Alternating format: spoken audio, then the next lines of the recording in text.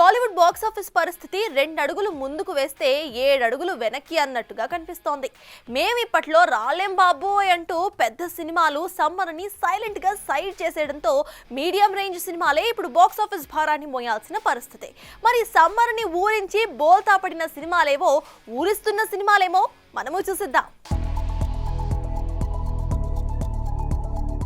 VFX అవ్వలేదనో, shooting పూర్తి కాలేదనో, dates clash వస్తున్నాయనో, ఇలా కారణం ఏదైనా కానీ పెద్ద సినిమాలేవి సమ్మర్ సీజన్ ని చూసి చూడనట్టు వదిలేయడంతో వచ్చిన మీడియం రేంజ్ సినిమాలు బాక్స్ ఆఫీస్ దాహాన్ని తీర్చలేకపోతున్నాయి. అచ్చం గతేడాది ఏప్రిల్లో టిల్లు స్క్వేర్, జూన్ చివర్లో వచ్చిన కల్కి తప్ప మరే సినిమా బాక్స్ ఆఫీస్ వద్ద అంత సందడి చేసింది లేదు. ఇక ప్రస్తుత బాక్స్ ఆఫీస్ వాలకం చూస్తుంటే కూడా అలాగే కనిపిస్తుంది.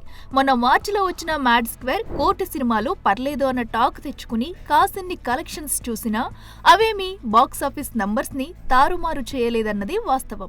ఇక ఏప్రిల్ సినిమాల సంగతి సరే, జోకర్ అయినా జాక్ ఆడిందా లేదా అన్నట్టుగా గుడ్ బ్యాడ్ అగ్లీ, అసలెక్కడుందో తెలియని అక్కడమ్మాయి ఇక్కడబ్బాయి, ఇలా వచ్చిన సినిమాలు వచ్చినట్టే వెనక్కి వెళ్లిపోవడంతో ఆ తర్వాతి సినిమాలైనా కాసింత ఊపిరి పోస్తాయని భావించారంతా. కానీ మేమో ఆ జాబితాలోకి అన్నట్టుగా మిల్కీ బ్యూటీ లీడ్ రోల్లో వచ్చిన వదిలటు, విజయం ఈసారి ఖచ్చితం అంటూ వచ్చిన అర్జున్ సన్ ఆఫ్ వైజయంతి సినిమాలేవి సాలిడ్ సక్సెస్ ని చూడలేకపోయాయి.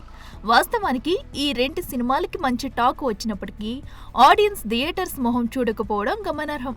ఇక సెన్సిబుల్ డైరెక్టర్ ఇంద్రగంటి దర్శకత్వంలో వచ్చిన లాస్ట్ పంచ్గా వచ్చిన సారంగపాణి జాతకంలో కామెడీ బాగానే ఉందన్న టాక్ వచ్చింది. కానీ కలెక్షన్స్ ఆ స్థాయిలో లేవన్నది వాస్తవం. మరి మున్ముందైనా ఏమైనా పికప్ అవుతుందో చూడాలి.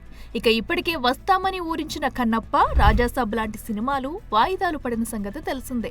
చూడాలి మరి వచ్చే నెలలో వస్తున్న హిట్ 3, కింగ్డమ్ తో పాటు వస్తానంటున్న హరిహర వీరమల్లు అయినా బాక్స్ ఆఫీస్ దాహాన్ని ఏమైనా తీరుస్తాడో లేదో. For more videos like this, subscribe Big TV channel.